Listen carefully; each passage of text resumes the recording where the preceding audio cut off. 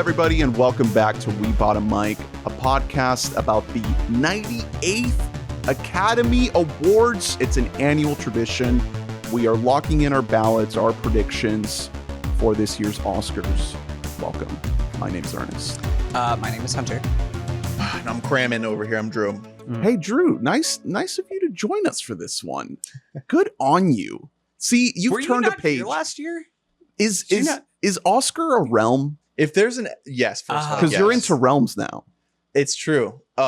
If there is an episode though where I'm to be like, man, I'm not feeling it tonight, it's definitely Oscar. Right. What am I going to add to this? Well, we have made a tradition of this, and I think part of that tradition is you flying by the seat of your pants. And by the way, I've won before. Just shooting from the hip. I fucking beat you guys That's what once. I was gonna say. Well, that's because you're doing it from the Cowshe Poly Market. Yeah. Actually, I'm gonna get on Cowshe. We're doing it from our souls. We're doing it from our hearts. Yeah. You have one before, and hey, unlike a lot of Oscar years of the past, you've seen most of the movies on here. That's true. It's a good year for the Academy Awards. It is. It's a great year for them. You're right though. It's a lot like how like European guys are so good at analyzing football because they don't have like childhood biases, you know? So you'll just hear like some British guy who knows everything about expected points added per play, you know? That's where I'm coming in from. Except I also don't. You know what? Never mind. Scrap that. You're like a guy who's really into Moneyball but doesn't know what baseball is. Yeah. Honestly. So we have our handy dandy Vanity Fair ballots in here that we're going to fill out live on the show today. But before we fill them out, let's talk about the race, the Oscar season. I think there's a pretty good little selection here of narratives around these movies.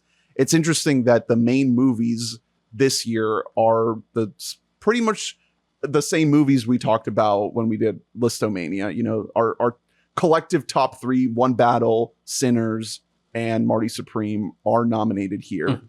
But it's been an interesting race. I think one of the things I wanted to start out mentioning is like, you know, every year we not only we do our hype trip, but we also have our fantasy film league, which is kind of the gamification of the entire year, not just the Oscar race, box office awards, that kind of thing. And part of that game is looking at the festival, the film festivals of the fall, because those are usually jumping off points for the Oscar race. Pretty much all those movies flopped this year. Your J. Kelly's, your After the Hunts, your House of Dynamites, right? What you traditionally point to as being, I don't know about Oscar bait, but just like traditional sort of awardsy movies in consideration are nowhere to be seen, completely blank. J. Kelly might as well not even exist. I mean, I think it's the biggest of those movies to come out this year is probably Hamnet. And I think like a couple months ago, 3-4 months ago, we all kind of assumed that we were heading towards like a One Battle After Another versus Hamnet duel that was going to happen. And it would have fucking sucked because Hamnet is so classically, it represents like a lot of classic Oscars and classic Academy ideology. Yeah. To be fair, also, you're not going to like this, but Sentiment of Value is such a bait. It's such a bait movie. Oh, yeah. Not on purpose necessarily. Like Trier, his intentions are coming from pure art, but like, oh my God. Yeah. That is one. I don't take offense to that. I like how right. I know you come from a broken home, and so you have different feelings. You guys can't relate to it because like your parents still kiss each other on the mouths every night. You kind of need those movies to balance out, you know, your Everything Everywheres and your Barbies and your what might be Sinners. But I think to the bigger point here is like, this has come down to like a 2-horse race, really. I think it was very sweet of you to lump Marty Supreme in here, but I do think Marty Supreme does not stand a chance pretty much anywhere. Timmy's been canceled. Maybe one spot. We'll talk about Timmy whenever Timmy's we get been there. Canceled because everyone loves ballet so much. We all love opera and ballet. Well, I mean, Hamnet wasn't the villain that everyone thought it would be. And people needed to find a villain this cycle, and he was right there. So the thing about Hamnet is if Harvey Weinstein were still around, Right. he would be winning his Best life's Picture. work would be Right. to make Hamnet win Best Picture. You hear that, Spielberg? Step it up. Yeah. That's why You need to push people around. It's Are you such a saying Spielberg Weinstein should be picture. more like Harvey Weinstein. Should pick up Maybe some of that's the traits. world we live in. Yeah. No, but I think that because it looks like it's fully a 2-horse race down almost all of the categories on this ballot, there's kind of just like a lot of warm feelings towards both these movies. Like, I think that we all three agree that One Battle After Another is the superior film. We all had it number one. I rewatched One Battle After Another last night, fired up that 4K. Let's go. It's Let me crazy. tell you, it was the 4th time watching it. Fucking perfect, Yeah. man. It's just a perfect movie. It's crazy. It's- Instantly iconic. Yeah. And But I think think that- Sinners is also like an instantly iconic movie. And I can't even really be upset if Sinners were to pull an upset and to win Best Picture, because that would be one of the coolest stories in the history of the Academy Awards. It'd be a So- great winner. I mean, it has the record of most nominations of any movie ever. 16 beat the record previously held by, come on, Hunter, 14 well, nominations. it's a couple movies had it, Yes. right? Titanic. Yes. Come on, La La Oscar Land. boy. Yes. La La Land, and Lord of the Rings? No. hold on. I know Titanic. I know La La Land. Not Amelia Perez. Amelia Perez at 12 though. You have Is it two. All About Eve? Yes. There we go. Let's go. There Wow. you go. Let's go, baby. All Still About Eve, got it. another 3 perfect movies right there. I listened back to a little bit of our Sinners review, and we did talk about Oscars at the end of that review, and we didn't come even close to predicting that it was going to be the juggernaut that it was going to be. We basically said like, oh, we'd be lucky to get like below the line score, production, Well, cinematography. We were probably discounting how, you know, the Oscars has been a little bit more open to interesting, fun, you know, like watchable stuff. No, we did mention. Yeah. I think the way we said framed the it. ceiling was original screenplay. Like, could have given Yes, a screenplay. Which exactly. is, I mean, that if we're talking like systemic racism, then absolutely that is the ceiling of it. What we did kind of predict a little bit is the potential for these fall films to flop, right? Like that's basically what we said is Sinners could go into Best Picture if none of these fall movies hit, which is exactly what happened. Yeah. Well, and it was able to circumvent the coming out too early by doing like the post-hype resurgence Mhm. thing, that is always a crapshoot. Sometimes movies that come out that early in the year just go away. Yeah. But this one, you know, it had the hype and it was good enough and it had the backing to come back. It's crazy. We're on like a 3rd wave of Sinners hype right now. Yeah. Like But yeah, It's nuts. it's not like one of those things where it's like the Oppenheimer year, it like came out and everybody was like, well, that's just going to win everything. It's Christopher Nolan. It's time. That hasn't really been the narrative for Sinners. There's been a little bit more of that with One Battle After Another and PTA. Like we'll talk about the director's race, which I do think is kind of a wrap for PTA, but I don't know. It's interesting. And I think part of the Sinners resurgence is the racial politics that are in Sinners that are in the racial politics that are in One Battle After Another. And there's some people, there have been plenty of people with bad faith arguments on both sides of the story. Like I personally think that both of them have a lot of merit for what they're trying to bring across. But I think because like whenever you neg one, you inherently are kind of lifting up the other one almost by default. It's really frustrating because Sinners is a fucking phenomenal movie, and it just happened to come out the year that PTA put out like one of his 3 best movies. Well, One Battle is an opening for one of our greats to finally be recognized in a way that he never And, has. a classic and Academy not in a makeup way. Mhm. Right. This movie is the best movie that came out last year. Exactly. So I think that a lot of the narrative has been trying to find some kind of counterpoint to the undeniable rocket ship that is One Battle After Another. Because I remember when the first little trickle of reviews started coming out, and it was like, oh my God, the goat made peak. It was like it was like the Metacritic was like 98 or some crazy shit like that. Where it just became very, very evident, very obvious that it was going to go all the way to Best Picture, especially because by that point, by September, we knew that Jay Kelly was found dead in a pool. So Is that what happens? no, he is alive and well. He is still with us. Yeah, and Fortunately, he is George Clooney, as we learned from the film Jay Kelly. G Clooney. So this whole time it's been, just trying to bounce the ball around and see like, okay, what else can we do with this race, especially because it's mid-March and we're still talking about these year's movies, right? Like we're finally ready to close the door on it with the Oscars, but the season has been much more elongated. And so the Marty Supreme villain and the Sinner's resurgence, I think, is kind of just a reaction to just how undeniable one battle is and not just having it feel a little bit boring. Yeah. I mean, the Marty Supreme thing also, like, I deeply love that movie. I deeply love everything that this is Josh Safdie, has made. That shit's fucked up. The article that came out. It's not just like random smear. Like that it is had an impact. It's a fucked up story. It's not good to hear, especially.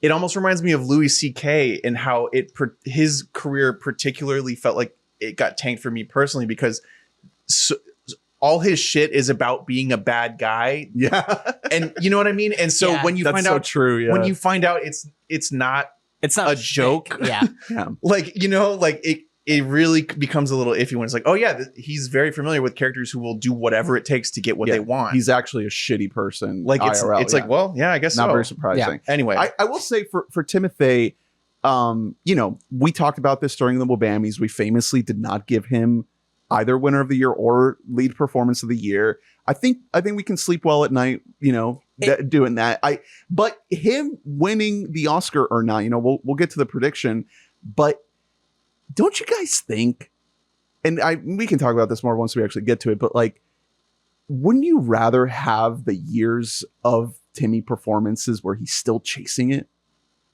Wouldn't that be kind of cool?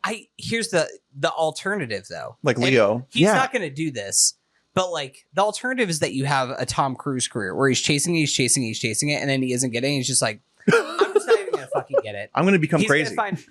He's going to become a Scientologist. And do you want Timothy Chalamet to become a Scientologist? He's going to become X-Men. I want him to become Spike Lee at Knicks games. Like that's what I want. I don't know. I'd be fine if he won it. If we're just speaking like in terms of objectivity, my favorite performance of the year was Leo by a hair. But my God, he's great in that movie. Yeah. When were ballots due for the Oscars? Because Friday. Because now everyone hates him because he doesn't like ballet and opera. But the ballots all of our favorite things in the world. The ballots originally opened before all of that happened. Before all that came to light. So there is a little bit of like, did people already submit their ballots? I don't know. Is it like an open, like, can you go in and edit the ballot before the window closes? I don't know. Is it like open enrollment at like your fucking job for benefits? I don't know. But to the point about Timmy, I think that aside from Best Actress, which is pretty much locked up, I think at this point is about as good of a lock as you can get at the Oscars. The other three acting awards are all fucking crapshoots. We don't know. It is. This is fun. Like, it's something where it's like it looked like it was going to be Timmy's time. Leo had like a little bit of a spike near. Then Wagner Moura had like a really big push, especially from the Academy. I still think that he's a dark horse to win. And now MBJ just won the SAG Awards. The odds are fucking skyrocketing. And everybody's like, hey, you know who I always like seeing is Michael B. Jordan. And you know who's like at his best whenever he's with Ryan Coogler is Michael B. Jordan. And you know he gives a great film performance, Michael B. Jordan. And he's at his best in Sinners. Yeah. Like it's his best performance. Yes. Easily. Like he's phenomenal in it. So. And you got to mention the BAFTAs incident. Because that happened in the middle of voting. And sometimes these things, they have nothing to do with the movie. They have nothing to do with the actual performance. Sometimes something like that of this fucked up, weird outburst incident thing. Very unfortunate for MBJ and Delroy at the BAFTAs. Can swing a race. Yeah. You know, if people still haven't submitted their ballots, they're like, you know what? Yeah, I'm giving you the Oscar, buddy. Make a stand, even though like a lot of people, that whole story is just kind of like messy. That I don't even want to touch all of that. Of a person with Tourette's. Fuck the BAFTAs for it was pre-recorded and they chose to air that. There is a tape delay. Yeah, they could have. They could have just not. They also could have. no offense to BAFTA or to that man. Offense to the BAFTAs. No offense to that man who is afflicted with Tourette syndrome. But they could have not put him like right next to the one hot mic that's there. If you know that playing with fire. They have like a boom guy over him. Literally, they're like, man, he's gonna say it. He's gonna fucking say it. I know he's gonna say it. Like, I'm just saying, like, I'm not trying to like take away like prime real estate from this guy, from the winner of the best actor at the BAFTAs, but you know, is that a real movie? I swear, No. It comes out in like April, I think, and anywhere that's not the United Kingdom. That's what was lost in the shuffle of this whole discourse. The movie itself actually doesn't exist. Right. It's never existed. He was an industry plant. Do you guys want to It's a go? side. You guys want to go category by category here? So usually we start this at the bottom with the shorts. Hunter, I don't think you've seen the shorts this year. I usually try to get out and see most, if not all, of the shorts this year. I did not see any of them, so I am fully going off of plot descriptions and what I'm seeing on betting odds and Gold Derby. They're not all uniform. Anywhere you look, they are a little bit shuffled, but there's a couple of things that are more favored than others. I like to go off of shout out to the Oscar expert on YouTube, the twins. They built this app called Awards Expert, and there's a pretty big community on there where people are just kind of That's where I'm reading off my list from today. There we go. Yeah, just mass logging predictions. And so, you know, there's probably like 3,000 people on this, which is not a huge sample size, but it's big enough that I feel pretty confident kind of looking at what people are predicting. So let's start with best documentary short. Everyone's favorite. Yeah. Now this is one that is like always goes to something that is usually very and I'm going to use quotes and also like italicized bold, important. This is always the one that usually I don't like these movies that come out here because they're not great. They're just trying to say something important that's happening in the world. What do you guys think of Sean Fennessy's take, which I 100% agree with, that maybe they can still give out these short awards, but get rid of them on the broadcast and instead give awards for first time filmmaker? Absolutely. 100%. Yeah. Because You can do that. I think that it does. It accomplishes the same general thing of like giving something to someone who's maybe up and coming, but like in a way more tangible, effective way. Some of these people are just make shorts.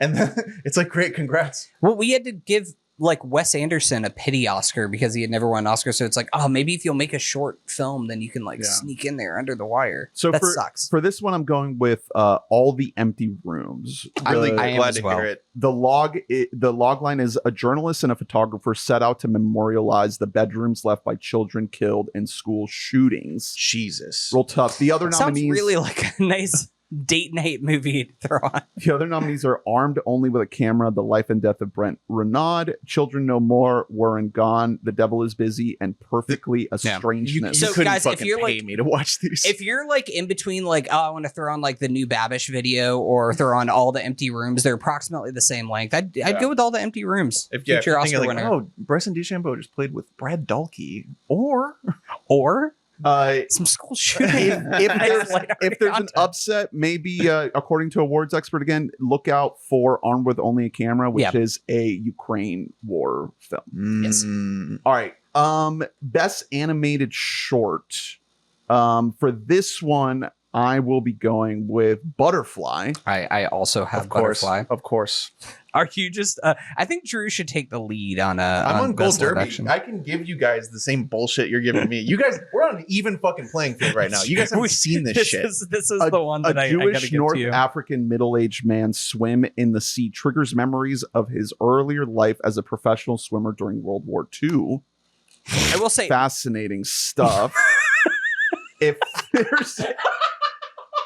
there's an upset, look for The Girl Who Cried Pearls. It was really, really enthusiastic read by you.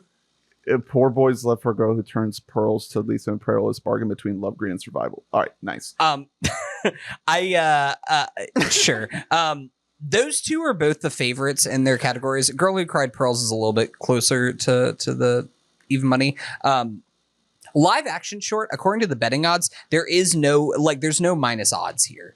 Everything is kind of in the plus 125. What are you looking at? There's also a typo on the Vanity Fair ballot here where there's no fucking box to check. Ooh, Wow. Vanity Fair. Oof. I think I'm going to go. It's a very slight favorite between this, The Singers, and A Friend of Dorothy, which I've seen those three kind of picked pretty often on the ballots. I'm going to go with Two People Exchanging Saliva. Yeah. What? That's the one. Yeah. Why are you going with that?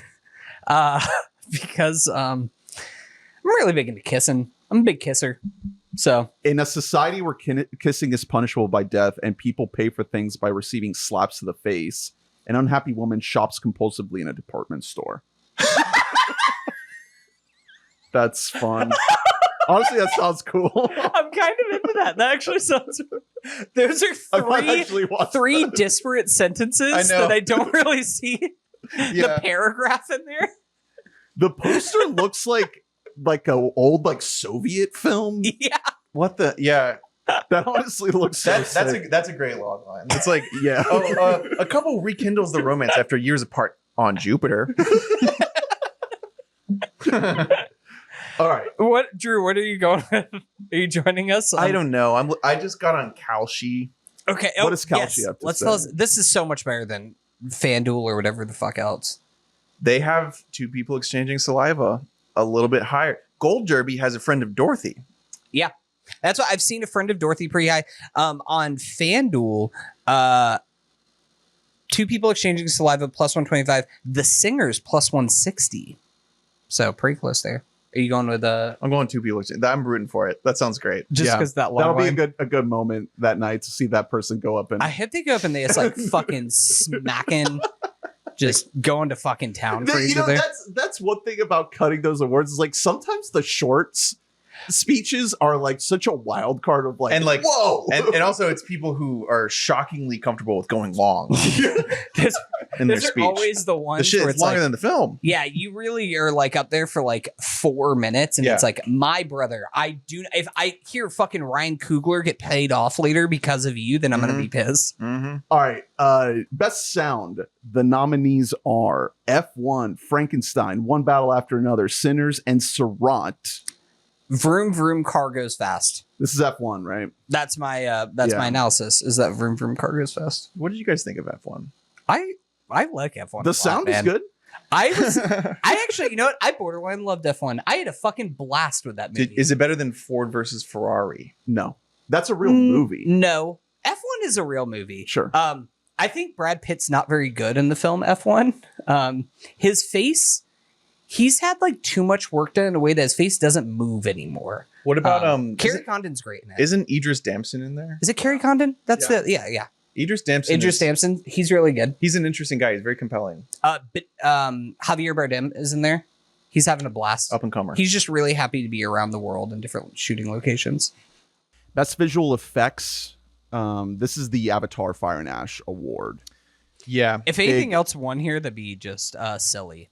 Yeah. No matter what your thoughts are on the film Avatar Fire and Ash. Did the high FPS stuff bother you guys? A little bit. It bothered my eyes. Yeah. It maybe like right at first, but I kind of got used to it pretty quickly. I mean, yeah, I wasn't a fan of that movie, and if it's gonna win anything, it like anytime there is an Avatar movie, it has to win this award. There is not gonna be anything better. Well, probably. there is a chance that they could take out one of the shorts and put in best hips forward actor in a film this year. And if so, then Varang, I think she's a slight favorite. That's true. The other nominees are F1, Jurassic World, Rebirth, The Lost Bus, and Sinners. Apparently, the visual effects in The Lost Bus are really good. Yeah. There's a reason Speak why on they're that. here. Speak on I haven't seen it. Yeah.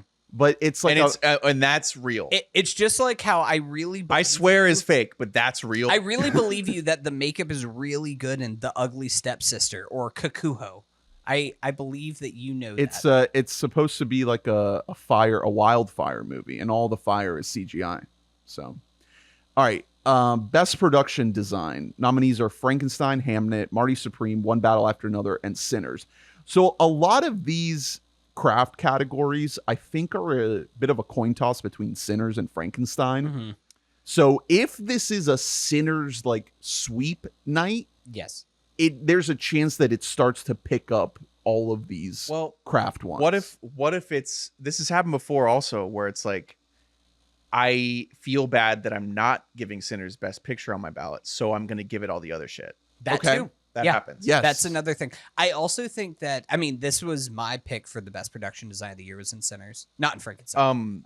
Gold Derby great. has Frankenstein at 91%. It's one of the stronger favorites we've had so far. Yeah, it won, I think, the precursor, whatever the production guild was, the precursor for production design. It's the safe. I think it's the safe pick. But that is the one, like, if you wanted to kind of diversify your ballot a little bit, this is a very good spot to change it up. I think I'm going to go with Frankenstein here, because also it's the safer the pick, Academy yeah. loves Guillermo, man. The Academy, like, really loves... He loves production design. He loves Did his Nightmare monsters. Alley win any Oscars? It was nominated, I think, for production design and best picture, and maybe one or two other. Let's see. I'm looking it up. I feel like it got like 4 noms or something like that. Yes, but it didn't win anything. Oh, shut up. Yeah. I mean, Frankenstein is much more acclaimed than Nightmare Alley. Yeah. What Yes. what are we doing here, Drew? What do you think? I'm going Frankenstein. I love Frankenstein. Okay. You guys were mean. I'll join you were guys. mean about it. I'm not gonna divert here. I love I mean, that movie. I think that the production design is actually pretty good, the movie. I wish there was more of it, frankly. Frankenstein, Lee. All right, next category: best makeup and hairstyling. Nominees are Frankenstein, Cuckoo, Sinners, The Smashing Machine, and The Ugly Stepsister. I think this might be another Frankenstein. Run me through really quick. What's Kahuko? I have no clue. So Okay. it is, all that I know about it is that Tom Cruise is a really big fan of it. And Oh. he was like an ambassador telling people to go out to like theaters and see this. Unfortunately, didn't play in our theaters. Here's So I have here's not the seen it log yet. line. Nagasaki, 1964. Following the death of his Yakuza father, 15-year-old Kiku is taken under the wing of a famous kabuki actor. Oh. Alongside Shunsuke, the actor's only son, he decides to dedicate himself to this traditional form of theater. For decades, the two young men grow and evolve together, and one will become the greatest Japanese master of the art of kabuki. Director of 3 episodes of Pachinko. Hey, A couple years ago. hey now. Hey now. That sounds interesting. Yeah. That does sound good good. I you. actually wanted to Good check it for out, you, but Tom it Cruise. is difficult to see at the moment. Another Frankenstein here. Yep. Yeah. That's where I'm going with it. Again, this is one where like, Oh yeah. could I see My some God. down the line stuff happening? Maybe, possibly, but yeah. Well, I mean, that's one of those here. where if it's like, okay, if theoretically, if this movie was made to win one award, This is a very Frankenstein's a heavy favorite for this. I didn't even realize it was such a big favorite. Minus Crazy. 1,000 on a. yeah, it's the heaviest so far on Gold Derby as well, 96%. Did you abandon Kalshi? Is Kalshi not giving you odds that you can kinda rely on? Well, Kalshi is one of those websites that is clearly designed to be like an app. Oh, it's when you look at it on a computer and it's like pissing tiles. you the fuck off. Yeah, I hate that shit. Hideous. It's fair. All right, best original score. The nominees are Begonia, Frankenstein, Hamnet, One Battle After Another, and Sinners.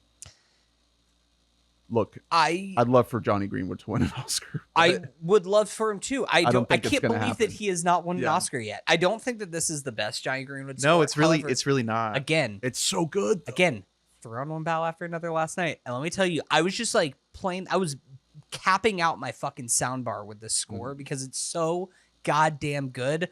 I think that it's going to go to Ludwig, though. Yeah. I think that's going to Sinners. His third Oscar. I'm not mad about it either. Like, I think that the Sinners score is incredible. I think that it's It's some a of music his- movie. I think that it's some of his best work that he's ever put forward. I think that some of the more before things really like kick off plot wise, I think some of the more ambient background music. That's so good. I I love it. See, it didn't get me going until like there are some moments where like I would almost credit it more to Coogler because like there are moments where he just in the middle of like a big note he just jacks up the volume so heavy on the score. I mean, I love the guy. My vote would go to someone who wasn't fucking nominated, which is One Tricks Point Never. Yeah. What For happened? Marty Supreme, they don't respect synthesizers unless it's No. fucking Hans Zimmer making it. Yeah, it's annoying. That was the best score of the year last year. Yeah, and it's also it's almost like the movie fucked itself by having so many good sound drops in addition. Yeah. People don't remember this. It's the just score. best music on both sides goes to Marty Supreme. It's incredible. They honestly so that should sucks. just do that, like best music in a movie. It's another. I haven't heard that ever be like a fake Oscar category. I think it's tough with like the credits because you're using if you're Yeah, are using a you lot of credited? licensed Well, you stuff. give it to whoever the like music director is. supervisor, Yeah, yeah. music supervisor. All right, next category, best casting, a new category. The Hey, first time we've had a new Oscar great in a while. Great addition. I've wanted this for years. Last year, Sean Baker broke the record of the most Oscars won by a single person in one night. And if they would have had this last year, he probably would have won it too. Yeah.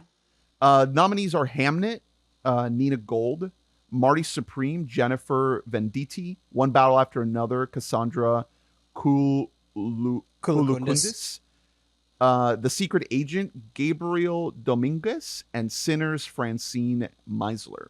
So we have a heavy favorite in Sinners here.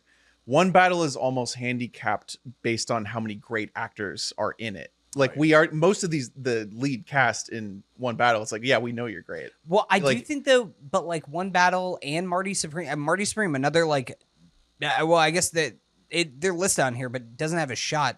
One Battle and Marty Supreme, both incredible work with non-actors. Well, Yeah, so what are they And I think rewarding that here? is that's that's actually, more on like the direction. that's the it's thing. casting. It's a great but part of it is the discourse casting thing. too. Yeah. Like technically, yeah, like Marty Supreme, like Josh Safdie is maybe the best director of actors that like we have right now.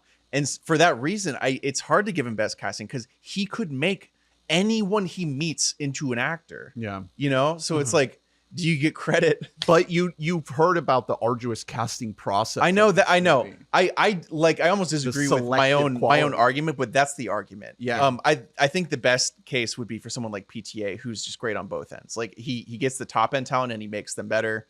But he also just chooses the perfect person at every single. I think clearly the nominating committee was thinking about like just all the faces on screen and how they fit together. When they're picking the winner of this category, are they just kind of picking like Who has the best cast? Yeah, Are we like, picking- do we like all basically these doing stars? SAG, like Yeah. just best ensemble? See, I don't think so because I think that like if you're a One Battle and you have like 4 A-listers who we know are great, do you get credit for picking? You know what I mean? If that was a possibility for you as a casting director, then like yeah, of course, like Every Wes Anderson movie Yeah, would win every where- year because it's like, oh well, there's like 18 yeah. A-listers. on Whereas with something like Sinners, you do have the top end of like a Michael B, but then like Haley Steinfeld isn't someone you would think would have that performance in her, even though she's been very good before. Miles Keaton, literally Yeah. out of nowhere. Out of nowhere, Jack that- Kono rocks. Wunmi Musaku is the big one where like you watch her and you're like, oh my god, like Where who the have you fuck? been? Yeah. Yeah. Like that's a good example of just like special casting where like they found someone that no one else found. I think Sinners. Yeah. I have Sinners and Penn. Yeah. It makes sense. It's the fave. All right, next category, best costume design. The nominees are Avatar, Fire and Ash, Frankenstein, Hamnet, Marty Supreme, and Sinners. Is this another Frankenstein? God, I really hate giving however many. This is things to three Frankenstein. below the lines for Frankenstein. But I think. also, I mean, that kind of makes sense if it's gonna win somewhere. It's gonna win in these little spots. You know, sometimes these below the line sometimes split. Well, sometimes These they are where upsets happen. they get for really sure. Yeah. This is weird, where we man. get like shockers every now and then. This honestly, I could see something like this being like, oh, and Hamnet wins for this, and it's like, oh shit, what Hamnet won? I Let me mean, see why what- why is it not up there? You know, just given that it's a good period drama. I think this might be my first Zag here. Are you going Okay. Sinners? Yeah. Yeah, I think I'm gonna go Sinners here. I mean, that makes plenty of sense to me. Here's the It thing. has great costume it's design. incredible. It is iconic. I can close my eyes. I can think of both Smoke and Stack individually of each other. I can think about like the vampires and what they're wearing, like all of their fits. So It's also Ruthie Carter, who this would be That's- her second Oscar after Black Panther. She's clearly beloved in the industry as kind of this legendary Okay. costume designer. I was thinking about zagging in that way, and I'm not going to do it because you did it. You're going Avatar. I put like a quarter of a line on Sinners, and then when you said that, I was like, you know what? Take it. Okay. I'll go Frankie. Hey, guess what? That movie has great costume design because it's a great movie. It does. It does. We're gonna look back at 2025, the Frankenstein year. Yeah, everybody's gonna know it for that. I think Victorian gowns are very pretty. Sure, I'll go with Frankenstein too. Fuck you. It's almost I do think that a lot of that movie does look good. It's not really effective for me, but this isn't a spot where I want to zag. I don't even love Frankenstein that much. I just became the one on the pod. No, it's okay. It's your It's favorite a good movie. movie. It's fine. It's fine. You retroactively said this is the best movie of the decade. It's really, I'm like next year, I can already feel it fading in my memory now. By next year, I'm going to be like, I liked it the most. The Netflix Frankenstein? The very same? Okay. All right. Best original song. The nominees are Dear Me from Diane Warren, Relentless. Hey, A real movie that exists and we've all seen it. this category low-key sucks. Oh, that's a really hot take by you. Oh, do people say this? Yeah. Okay. Literally every single year. This is honestly the most, even over the short films where it's like, isn't there just a Grammy for this? Yeah. Like, why the fuck is this at the Oscars? It's just to get like usually famous people to get like a Beyonce once in a blue moon to like come in and sing. We used to have musicals. We used to have movie musicals. Dude, you don't get to just like come in because you're Miley Cyrus and you wrote a song for the end credits of Avatar: Fire and Ash. Like that doesn't count. Golden from K-pop Demon Hunters. By the way, you love that movie. That's your favorite Avatar movie, famously. You did say that. Like I had a great It ends time. with a Miley Cyrus song that is not heard at any other point in the film. Not even a refrain from it. It kind of you know why? Because it doesn't sound like Avatar. That song is not nominated here. So Yeah, we don't need to talk. Fucking congrats. That song is bad. I'm not defending that It song. kind of makes you leave the theater with like you're like, wait, what? Yeah, What does this have to do with it?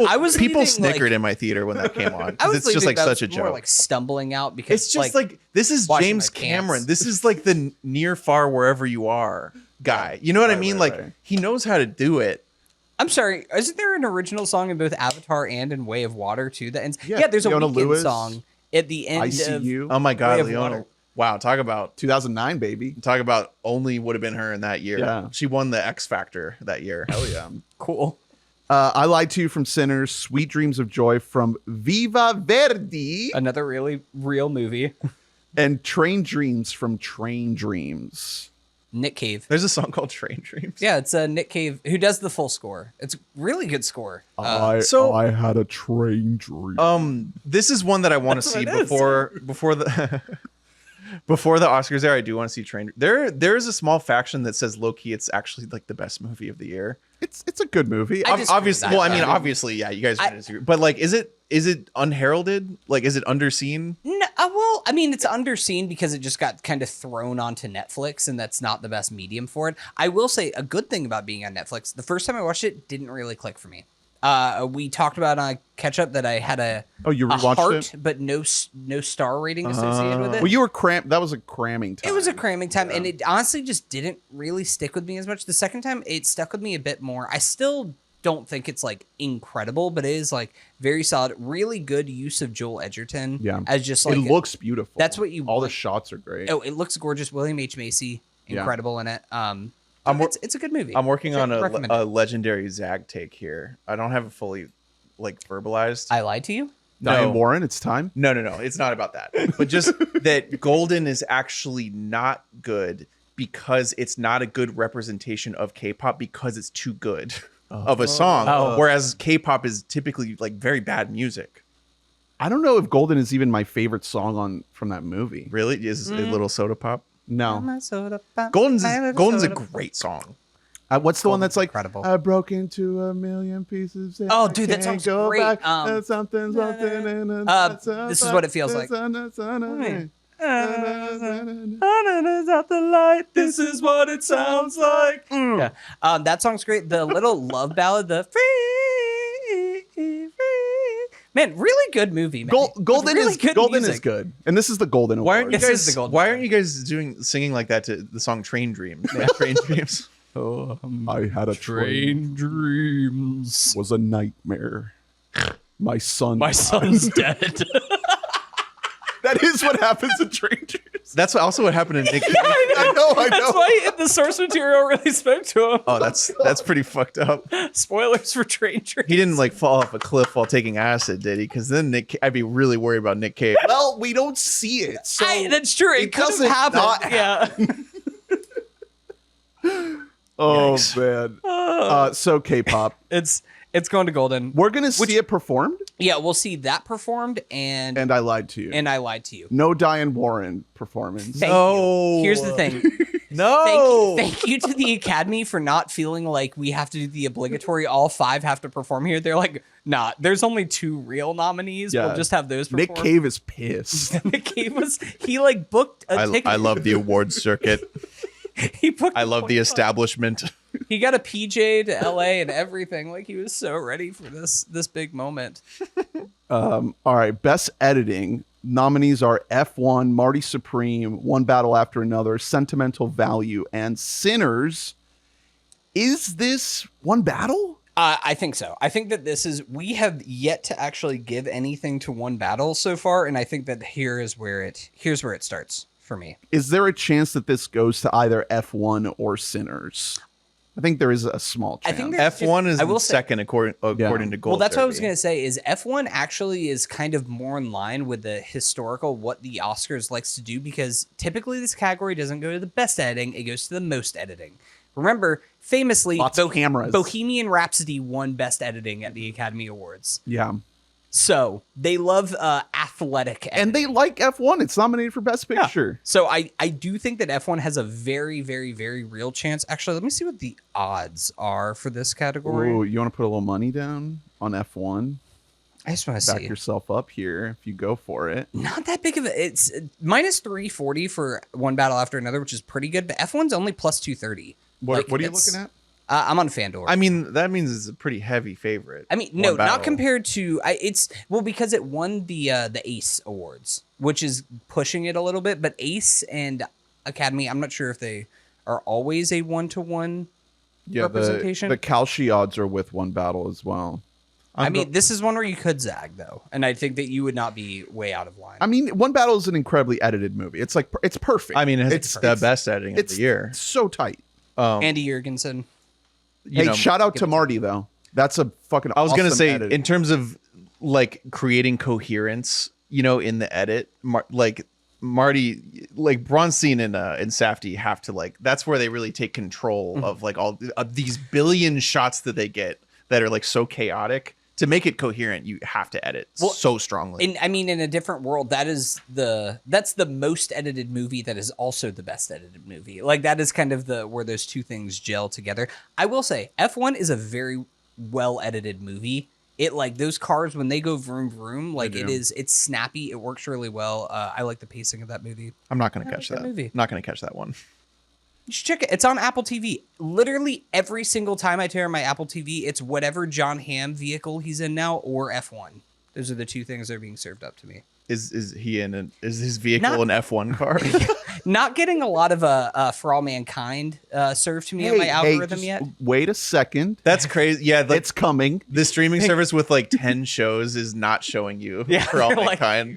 They buried it against the odds. They Look, managed to bury something. The citizens of Mars are being repressed. Yeah, They're being oppressed, okay? And they will rise up. We genuinely wait for it. I'm very grateful that Apple TV is doing what they're doing over there. Yeah. They don't give a fuck if you watch their shit. I really was holding out hope, and this is some bleak end stage capitalism, but I was still holding out the hope of please can they just buy Warner Brothers? Because I think that they actually have enough money that it wouldn't really hurt them. But instead we live in hell, and consolidation and bombing Iran is our future. So All right, best cinematography. The nominees are Frankenstein, Marty Supreme, One Battle After Another, Sinners, and Train Dreams. I think this is another One Battle. Mm-hmm. Yeah, I'm going Darius Kanji. Gold Derby's got Sinners? Or sorry, Michael Bellman. One Battle. Yeah, the odds are very, very close. Also on Kalshi, they've been kind of flip-flopping all season, Sinners and One Battle. This is How is where, this- for me where I think that I'm taking it for One Battle. There are a lot of things that Sinners does have over any other film that came out last year. Cinematography, how is that even a conversation? There are a lot of shots in Sinners that are not great. There are also shots that are like, otherworldly and phenomenal. Every shot in One Battle After Another is like The special. best. Yeah, the like best shot. Yeah. it is so consistently great. Well, front to back. I think the way they render the twin effect plays into it. Like that I think for this movie that counts more in cinematography than it does VFX a little bit, because it's so seamless and it involved a lot of on location filming with the this camera fucking rig. hills, man. Oh yeah. The It's the hills. best. They're pretty tight odds though. Like it I is know. kind of No, I know, surprising and to me. I know that I've sounded too critical of Sinners throughout this, but I have a little bit of issue when a movie gets like so much of its plaudits from like a 3-minute sequence in it, and like the rest of the film is not discussed so much. I also think that the climax is the worst shot piece of the movie, whereas in One Battle, like you feel like you're watching a fucking climax. The climax, like when shit hits the fan, kind of in there, or like the very end. When the vampire stuff is happening, the film looks at its worst. It looks like wide shots where they couldn't figure out where to put all these people, so they're all just kind of in a room, and there's no reason for the camera to be where it is other than just to get everybody in a shot. You know what I mean?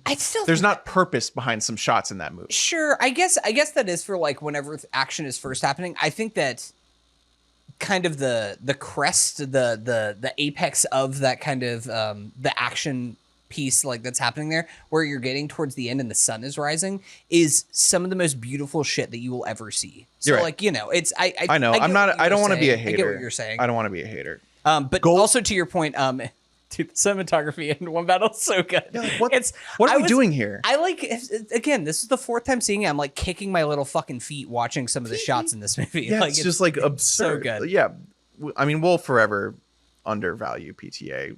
When he finally dies, we'll be. And like, shout out wait. Michael Bauman. When, who actually, when PTA dies, we might be like, wait, was that the greatest filmmaker who ever lived? Right. For real. Like, genuinely. And he's not even close to being done. Gold Derby has Sinners. Yeah. They The do. slight They edge. do, The but slightest edge. well, but Sinners has been dropping and One Battle has been rising exactly in their rankings. I think- I would imagine the live markets that have money to lose, like a Kaushi, I would imagine they're a little more up to the moment. Yeah. I think that that's probably true. Although, like, it's tough for the Academy to kind of gauge that, because it's not like sometimes the Academy, they're just like, well, this has been my opinion the whole time, so this is what I'm voting for. So they aren't as swayed. Sometimes they are. I don't know. Maybe I'm wish casting a little bit here. I think also that the I can't remember what the name of the group is, but the cinematography group, voting body, they the just guild voted for One Battle. like last week or two. Yeah, I mean, Sinners has racked up a lot of precursors for this, but that is like the big precursor. So that's what kind of makes it a little bit of a toss up. I'm going One Battle. I do wonder, to the point when we were talking about sort of the race in general, how much does the surge of Sinners impact people just checking Sinners for everything, right? And for some of these, it won't matter because it's not necessarily a close race. But for a race like this, a category like this that is very close, if there's just enough people that are just like, fuck it, I'm going Sinners all the way down the ballot, it could tip it. So look out for the upset. It got 16 nominations, man. Yeah. Like, this movie is obviously beloved in every single category that we've mentioned so far. So Yeah. Where are you going with here, Drew? I went One Battle. Okay. It's probably a mistake because it's me voting with my heart. No, I think this one's a toss up. I know, but yeah, I could 100% see that narrative that you're talking about come to fruition. So Best animated feature nominees are Arco, Elio, K-pop Demon Hunters, Little Amelie or the Character of Rain, and Zootopia 2. how many of these have you seen, Ernest? Only K-pop Demon Hunters, which is my pick. This is the K-pop award. I've seen all of these, and I am also going with K-pop. You have? Yes, I have. Actually, no, I have not seen Arco. I have Arco. We both have it in our The box neon set, but box, I have not watched that yet. Little Amelie, I did not really care for. Zootopia 2 is fun. It's fun for what it is. It's K-pop. I wasn't as in love with Zootopia 1 as everyone seemed. No, to be. I do not. I actually think Zootopia 2 is better than Zootopia 1. I do not care for It was, yeah, it's really strange how I'm not really into that propaganda shit. it just got so much run. I think it's kind of like Moana in that way, where like critics like didn't necessarily like it. It just stuck with people. I will say that is the biggest rival for Varang for the most hips forward character in a film this year. Judy Hopps is Judy Hopps. Yeah, Judy Hopps versus Varang is looking pretty tight. It's coming down. To the wire. It's looking tight. Have you guys ever seen that one guy on the internet who got like really obsessed with Judy Hopps because he just wants to fuck Judy Hopps really bad? I need to like send you guys some. Is it some parts? Actually, of, like, don't send me that. I think he got like fired for his job because he kept like putting up pictures of Judy Hopps like at his cubicle. Don't put me on blast like that. Is it really? There's like some kind of filter you can do that is like Judy Hopps kissing you. I think that he. Have you seen those? Created that. I'm pretty sure that he was the one he designed that. All right. Shout out to that guy. Come on the pod. Best documentary feature nominees are The Alabama Solution, Come See Me in the Good Light, Cutting Through Rocks, Mr. Nobody Against Putin, and The Perfect Neighbor. There's a big documentary that is not even nominated here that has been winning a lot, which is the, 2,000 meters? Yeah, 2,000 meters from... Andrivka. Yeah.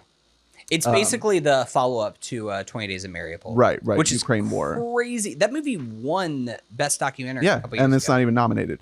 So this one is tough because if you would have asked me, a month or two ago, I would have said The Perfect Neighbor. Mm-hmm. I'll probably still go with that, but it feels like either The Alabama Solution or Mr. Nobody Against Putin could step in here. I'm gonna go with And Mr. grab Nobody Against Putin because I want to have one thing different from you guys. Well, I think so. That is the smart pick. I think a lot of people have been taking that. The other thing to note for Perfect Neighbor is two things going well for it. One of them is that's in the pros is that it's on Netflix and therefore a lot of people have seen it. And a lot of these other movies, people just frankly have not seen.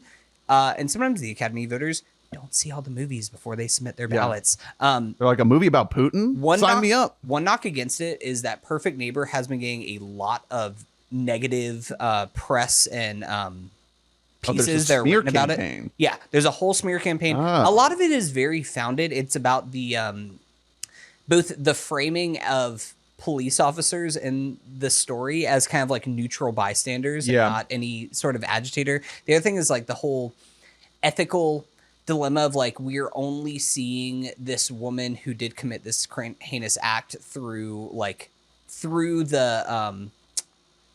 the victim's lens, and we're not getting any of her story. Now that is, I want to make it clear that is like what the other side is saying. I really love The Perfect Neighbor. I found it very affecting. I found it very well put together. It's it was constructed. Really good movie. Yeah. It also it reached the masses way more than your typical Oscar-nominated documentary. It's on Netflix. Again, it was. It has like the true crime aspect, but it like was seen on Netflix. That's a whole different thing. Like most movies nominated in this area are not.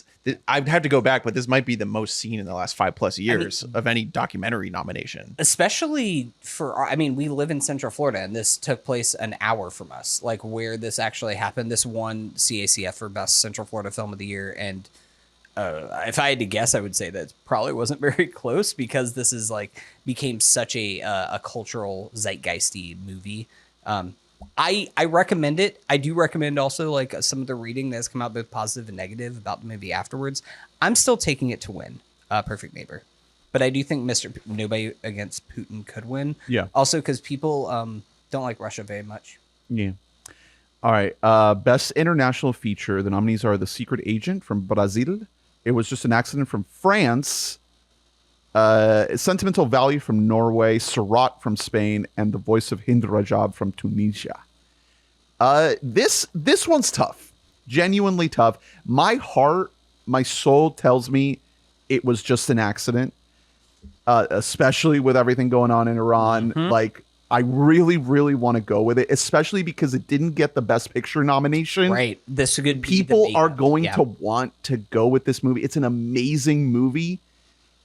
My head tells me it's probably running in third behind Sentimental Value and The Secret Agent. I mean, both of those were nominated for Best Picture. And it's probably a toss-up between Sentimental Value and The Secret Agent. Which one has more juice? Which one has more of a surge at the right time?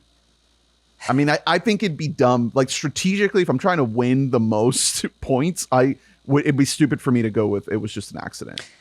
But I would love for it to win. That would be an amazing upset the night of if they call Jafar Panahi come up on stage. Yeah, I also like.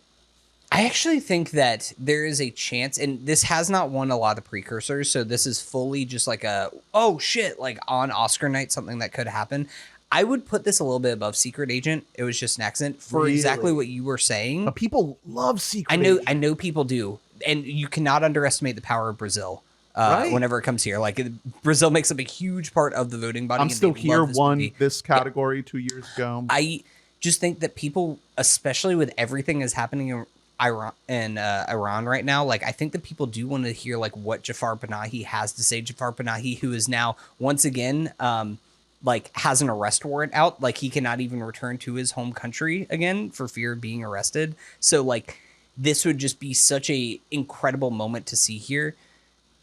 And I say that as like the biggest Sentimental Value fan here. Like I fucking love Sentimental Value, but I would not be upset at all for that to end up coming through. I'm going to pick Sentimental Value because I'm a coward, but it has the odds. And I do think not a runaway though compared to these others. It's very close. I think that this is like one of the spots where you could really see a true upset. I'm picking Sentimental Value mostly because it also has original screenplay. It has 3 acting nominations between Best Actress, or 4 Best Actress, 2 Supporting Actresses, and Best Supporting Actor, and Best Picture. So, you know, that it has, and a Best Director as well, Joachim Trier. So, like, it just has a lot of other love that it makes checks me those think boxes. That it is going to win, but look, shit, I would not be surprised in the slightest if either one of those movies pulled I the almost upset. went Secret Agent, but I'm going to go Sentimental Value. Yeah, it's the safe pick. You don't want to diversify yourself too much for me? Are we the same so far? No, you went different, Doc. I think otherwise we're... Because I actually don't approve of Mr. Putin. Yeah, Mr. Putin. You're really making a strong state. So what are you going with, Ernie? Oh, man. We could... you could mix it up here. Like, I think that this is a spot where, like, you could end up predicting an upset and then it could come to pass and you could gain some ground on everybody. Now think about. I'm gonna split the difference. What incentive does Hunter have to give you good advice here? I'm gonna split the difference. I just am here for like a good time, for a great Oscar ceremony. I'm gonna go with The Secret Agent. Oh, okay. Yeah. I'm gonna zag, but not all the way. Brazil, man, dude, Brazil. Increasing presence on the voting body of the Academy, and people love this movie. Like the people who ride hard for this movie. They really do. I'm just saying, right now on the FanDuel Sportsbook, not a sponsor at all, and don't even try to sponsor us. Yeah, don't you dare. We definitely won't. We definitely wouldn't instantly cave in to that. Now, Kalshi, I'm listening. I'm listening to responses. Oh, prediction markets, absolutely. Yeah. Betting, oh. That's disgusting. That's it was just an accident. It's 14-1 right now. Yeah. That's worth throwing like a tenner on. Just throw a beer on that. Do it. If you do it, I might do it, but I'm not going to just listen to you. Well, here's the thing. FanDuel is not legal in the state of Florida, and Hard Rock Bet needs to fucking get on it with their non-sports odds. Get on Kalshi. The fact that it didn't what's it at on Kalshi right now? Can you tell me? I'm going to be honest. I don't know. This is Kalshi, right? I don't know how to bet on Kalshi. And I know that sounds stupid. No, the problem is they don't give betting since I was like 16. They don't give you fucking betting. Yeah, it's just yes or no. Because they want morons to be able to do this. Yeah. They want like babies on their parents' iPads to be able to hit the button. Ooh, mommy Apple Pay connected. Hey, what if Surratt wins? Where are my Surratt heads at? Have we talked about Surratt? We never talked about it on the podcast. It's a great movie. Yeah. I loved it. Didn't think it was great. I think that there's certain elements of it that are very effective. It's like one of those movies I did watch in the binge, in the cram, but it's like a movie that like kind of made you like lock in. I love how fucked up it is. Yeah. It's really bleak. It just wants to gouge your eyes out. Honestly, it came at the expense of Marty Supreme, which sucks, but such an inspired choice to put Yeah. the score in there. But it also plays into the story. Yeah. Right? Like the music is a therapeutic, cathartic, it's this transcendental, like spiritual thing for these people. Yeah. Incredible use of like house EDM. Kalshi's got sentimental value at 68%. It was just an accident. 7%, which means you So do if I what? throw like 10 on So it if and you- just see what happens. So, I don't know how. So You have to bet 7 cents to win $1. Is that what it is? you have to. Yeah, actually, yeah, that's exactly it. You Yeah. bet 7 cents to win $1. It's basically the same thing as regular betting. Oh, so it's basically 14-1. yeah, exactly. Okay. Well, Okay. shit. Do it, That ain't bad, honestly. You know, Hunter. I don't want you to even make a fucking account on Kalshi. I don't want any of us to. After the vacation, you can go crazy. look, I don't know. I have a really good feeling that we're gonna send more troops to die in Iran. Like, I really want to bet on that. Yeah, you can bet on that. I can bet on that. Can I bet on Trump to just like snap? Kalshi, I'm sorry. Real quick thing. Everybody knows that has been listening to the pod for a long time that I love sports betting and stuff like Yeah. that. We've gone too fucking far. Like I'll make that clear. They better not have this stance right shit now. up on Oscar night. They did that at the Golden Globes. That was fucking disgusting. That was so fucked. It's so fucked. It's just so. have the Chiron of This the is odds so up. bleak. Of like Apparently they had world it that in the we're room right now. for them to like look at the screen. Yeah, it's disgusting. There's been a ton of great videos about it. Shout out Drew Gooden, who just actually put up like part of his segment about ESPN dying was about them embracing, should note, belatedly into sports betting, and now it's just like everywhere you look, it's there. Meanwhile, you have players that are like actively betting on themselves to throw games, especially in the college scene. It reminds me a gross. lot It's really of bad. it reminds me a lot of the NIL discussion in college sports, name, image, and likeness, where like for so long there was such zero budging on the concept of giving any money to college athletes that by the time the conversation had to be had, there was all the leverage on the no side was completely gone, and now the floodgates are just open. Yeah. That's what happened here. There was such a lack of discussion over like legislating this stuff. Right. It was just like a flat no, that by the time someone figured out this loophole, it just opened up. Okay, well then there's zero way to stop any of it now. The whole argument towards like sports betting becoming legal was just like, yeah, just tax it and then put that shit back into like your education system and stuff like that. Like that was kind of the whole thing. Do like how fucking Vegas has done and how they built up their whole infrastructure where you're taxing the fuck out of your winnings that you're getting there. You know what this Kalshi and shit like that. I don't know. Because the whole argument like that people make that use Kalshi is just like, oh, well, like you always just like bet like your friends. Like, oh, I bet I can like do this task before you. Like, I bet I can win this hole. Oh, let's bet $10 on it. But guess what I don't want to bet is like, oh, dude, I bet the president fucking gets pissed and he just fucking drops a nuke tomorrow. Like, oh, dude, I'll take those odds. I hate this. I hate that this is the fucking world that we live in. It's so bleak. For some reason, even sadder than that to me, because like for that you could at least like be an insider and like you know what I mean, you could at least like cheat it and make money. There are a lot of bets on here where you just bet on like the weather. That's like, dude, highest temperature in Chicago today. What are there like meteorologists who are like gaming this? Like, who the fuck is doing this aside from like people who are like on the verge of homelessness? Well, no, it's the same energy as like, you guys have never been to Vegas, but there's like Vegas, especially because it's West Coast, and so a lot of the games sports get done by like 10 p.m. that time. If you happen to just be down like in the sports book at like 1 a.m. Pacific time, it is people are literally betting on video horse racing. Yeah, like you're betting on like just a simulated game right now, and I'm like, that is, brother, you need help, dude. Like that's what addiction looks like, homie. Like I don't know what else to tell you. If you ever see cartoon like boyfriend horse. I just put my like student loan on highest temperature in Miami today. Like that's like, oh fuck, don't tell my wife. Oh shit.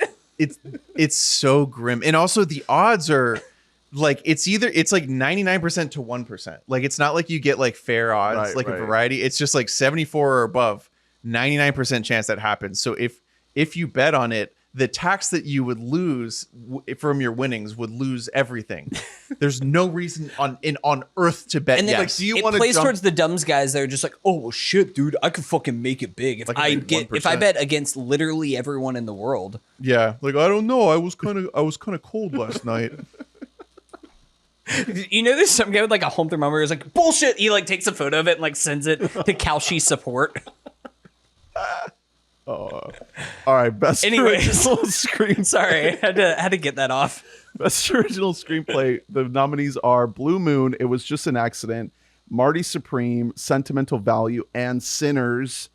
Congratulations, Ryan Coogler. Yeah. This is his Oscar moment. This is going to be a big deal. Everyone's going to have to lock in during this one. Oh yeah. If this doesn't happen, this would be like a travesty. Oh no, I think that this and the other screenplay are locked up. They're stone cold locks. If Sentimental Value wins, I'm going to be staring daggers into Hunter. If Blue Moon this is what wins, you wanted. If Blue Moon wins, I'm gonna take my little pants off and dance around. What are the odds, the Kalshi odds for Blue Moon? For Blue Moon on FanDuel, they are 45-1. Wow. Or no, plus 4,500. It says minus less than 1% on Kalshi, which is like, that's just not, they're not even taking bets on that. Okay, best adapted screenplay nominees are Begonia, Frankenstein, Hamnet, One Battle After Another, and Train Dreams. This is Paul Thomas Anderson. They're both at minimum gonna have this moment. Like, you know, it's kind of what you were saying about how it hasn't really been a chaotic season. Like, they had to kind of fabricate a lot of turmoil because it settled into this kind of happy place of both of these movies, both of these guys. They made bangers, everyone loved them, and they're going to be rewarded, you know? So it's awesome. I love it. Can I tell you, part of us going on that rant about Kalshi and about the betting odds is mostly because I still don't know what the fuck to do with these next 4 categories. This is when it gets good. So It's usually not like this. no, Right. no, these are decided like months the in big advance. ones Never happens. Yeah, the big ones are still up in the air. Usually you have like Kieran Culkin giving his like 14th speech of the Right. season on Oscar night. Right. And he's like asleep. Best supporting actress. We've got Elle Fanning for Sentimental Value, Inga Ipsdottir-Lillies for Sentimental Value, Amy Madigan for Weapons, Winmu Musaku for Sinners, and Tiana Taylor for One Battle After Another. The only one that would make me upset here would honestly be Elle Fanning. With all due respect, I don't think that's gonna happen. I think, first of all, just Inga Ipsdottir-Lillies is just like head and shoulders better than her in that movie. I think that Elle Fanning is better in fucking Predator Badlands, which is a bad movie. I think that's rude. I think that Elle Fanning is like giving a very complex performance. Like it's a performance. I've only seen Sentimental Value the one time, but it sat really good in my head because of like the layers that she is giving in that performance. With that being said, she is running in 5th place. I think here. I think there are a lot of actors who could have done that. If she does win, it'll be for Death Stranding 2 on the beach. Yeah. That's what all the voters are going to be thinking. Is she in that? It's a makeup award She's for Death all Stranding over on the Death beach. Stranding too. She's like one of the main. That's crazy characters. because like Predator Badlands is such a Death Stranding. Like she's playing a fucking backpack. Have some fucking respect for my goat Hideo Kojima. I mean, To I'm bring just, him down. Into no, I'm the just saying. fucking slop. Should we go after Scott Derrickson for this? Oh, you Make mean it? No, I don't mean him. Dan Trachtenberg. Dan Trachtenberg. Tell me the difference right now. That's right. You can't. Hey, Prey, 10 Cloverfield Lane. Prey was good. 2 good movies. Both of those are good. Did you watch Predator Badlands? I have not seen Predator Badlands. I was so ready for it to be fun, and it. Why do you make your main character the Predator face? Why does the first 20 minutes of your movie have 2 Predator face talking Predator language also- at each other? Well, also, yeah, I it's don't like fucking care. also like they don't talk. and they look like shit. They're You know what's ugly, crazy? and I don't want to hear them. Like, it's never been a part of the deal with Predators. So this is- hearing them say things. This is really good. This is your guys' Gladiator 2 of this past year because Well, I Gladiator know 2 was my Gladiator 2. No. I'm saying that like no, I'm talking about a movie that was released last year. That was your Gladiator 2 because I know a lot of people that really love Predator Badlands. I have some mutuals that have like 4.5, 5 stars on Letterboxd to Predator Badlands. That's why I put it on, and that's why I'm fucking mad at everyone except for you, Ernest. I tried to warn you. Your review was not positive, and I thank you for that. I want those people to tell me why they give a shit about the Predator ugly ass face talking. Tell me, Why do I want to watch that? Tell me, Elle Fanning isn't better in that movie. Sure, she's fine. She's awesome. She is barely in. She's the only reason to watch that fucking movie. When she enters the movie, it improves a lot. Exactly. But you have to watch straight up doggy doo-doo shit before that happens. It feels like a Disney movie. Yeah. Well, because there's that little fucker. Yeah, exactly. The little guy. They have a little fuck. They have a little fucker. We need a WBAM for like best little guy. Little fucker guy. Spider would have won. Didn't that Spider would that's have definitely landslide. been a Wabammy like 4 or 5 years ago. We definitely had We like best retired. little guy. Best little fucker. yeah, Yeah. best little fucker. needs That's how to you know it's come a back. Disney movie. The Just Jack like Champion Award. the Predator movie needs a little guy. Yeah. Anyway, I'm generally torn on this. Amy Madigan is still the favorite. Well, not still. but Slight. She is now the What is favorite. the precedent for a movie having one nomination and winning that award? It's not completely That's so rare. unprecedented. I think that's I think it's really upset. Like, Amy Madigan is a revelation in that movie, and She won the SAG. she's a phenom. It's crazy to me that Tiana Did you Taylor's see not her- winning this. Did you see her do the weapons run? Yeah. Yeah, To that was- Well, accept that's the thing. award? Everyone loves her, That's and she really cool. fucking rules, and she rules in that movie. Tiana Taylor in one battle is like, again, maybe it's biased just because everything that movie is like instantly important and iconic in the history of movies, but like, She What might are we be. talking- She and might that- be running in she's third. she's a fucking lightning bolt in that movie. Like, there's no other actor who could do what she does in that movie, and I didn't even know she fucking acted until watching her. They might ding the performance for the fact that she just disappears for the bulk of the movie. Well, there's also, I think, like, also just as likely as dinging her just because of the meta analysis of that character as an unfair representation of blah blah blah. that has been kind of the big like one of the big complaints. Yeah, that people have the levied real against One Battle. revolutionary analog. I just once She's again so I think good. I also think that's like a woeful misread of the character and of the movie itself. Like, Well, also the question That's is like, not- was she writing the lines? No, the character that was written, she brought to life in a way that no other actor on planet Earth could do. That's it seems like Madigan's the fave here, and I'd be thrilled to see her win as well. I'm going Tiana Taylor. Where does FanDuel have? It is Amy Madigan minus 125, almost even odds. Tiana Taylor plus 210. Wunmi Masaku, who we have not mentioned yet. I think Wunmi Musaku might be like second. She's plus 320 right now. She is not like that big of an underdog either. It's a 3-horse race between these things. Man, These three. Wunmi Masaku won BAFTA, I want to say, and Fuck, what else man. did she win? Hold on, let me go my. here. yeah, Amy Madigan does have the odds. Gold Derby has Teyana and Wunmi Musaku dead tied right now. Wow. Dead tied. Teyana Taylor and then her Amy recent Madigan, her recent movement is down 19%, and Wunmi's is up to dead tie for second or first for second. They still have Amy Madigan. behind Amy. Amy Madigan still has more than double the odds. I'll go with Madigan. That's probably the safer pick. I think Amy Madigan is the safe pick. I'm gonna go Tiana. I'm going Tiana. I'm going too. for it. And I think that's one thing that like we haven't mentioned yet is that like I do think that there's going to be a lot of spreading the wealth around at this award show. However, we have seen a little bit of kind of whatever wins Best Picture down the line then wins a bunch of shit. I think Oppenheimer won 7. Everything everywhere. Everything Everywhere All at Once won 7. Like I think I might have One Battle winning 7. We'll see. I didn't do a count before I came here, but that honestly that sounds about right for where I'm at it. I have it at 6 actually. I think that there's like I'm not feeling great about where it's going to go here. I think to your point, Ernest, about people who have only one nomination and it just being for actors. The one that I always think of is Marissa Tomei and My Cousin Vinny. That's the only Oscar that was nominated for was that movie. I'm pretty sure that's Voltaire. I'm pretty sure that there was only one is that Penelope Cruz? Nomination for Penelope Cruz, and she won that. So it's not completely unprecedented. I don't know. This one's really tough. Yeah. A three-way like dead heat tie, basically coming into And the like, finish line. and they're all great. Yeah, They're all fucking three of those. contenders. Really, bring in Inge Absauter-Lilius. I'd love all of these performances that are on here. All great.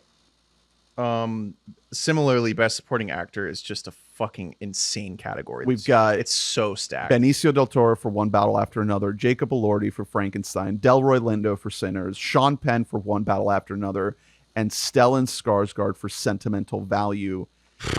I think this is another three-way race between Delroy, Penn, and Skarsgård. There's some from Benicio somehow out. Yeah, there's some sort of sick like alchemistic math going on where Benicio is eliminated somehow. Why? I don't want to talk about it. That's really upsetting. It's bullshit. It's dumb. I love Benicio. Delroy, obviously, I love to see him get love.